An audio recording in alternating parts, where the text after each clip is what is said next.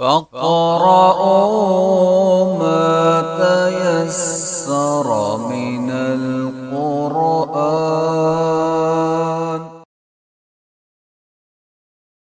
أعوذ بالله من الشيطان الرجيم. بسم الله الرحمن الرحيم. واتل عليهم نبأ ابني آدم بالحق إذ قربا قربانا فتقبل من أحدهما ولم يتقبل من الآخر قال لأقتلنك قال إنما يتقبل الله من المتقين. لئن بسطت إلي يدك لتقتلني ما أنا بباسط يدي إليك لأقتلك إني أخاف الله رب العالمين.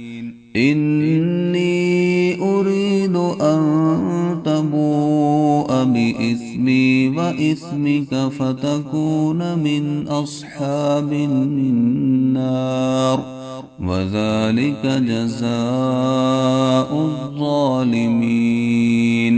فطوعت له نفسه قتل أخيه فقتله فأصبح من الخاسرين.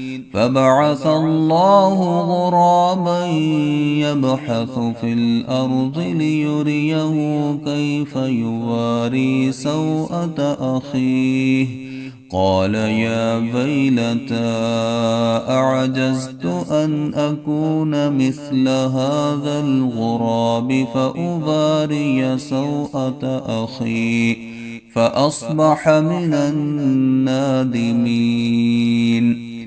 من أجل ذلك كتبنا على بني إسرائيل أنه من قتل نفسا بغير نفس أو فساد في الأرض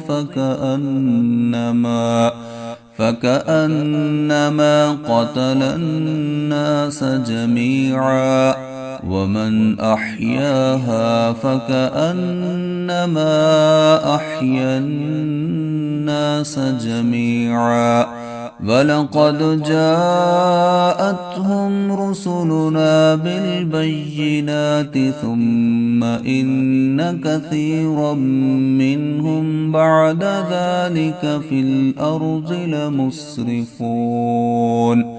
إنما جزاء الذين يحاربون الله ورسوله ويسعون في الأرض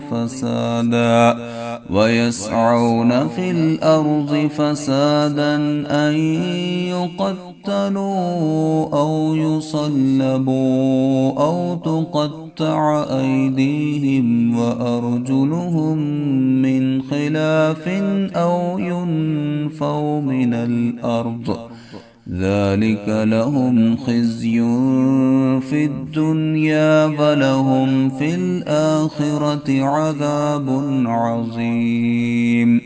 إلا الذين تابوا من قبل أن تقدروا عليهم فاعلموا أن الله غفور رحيم.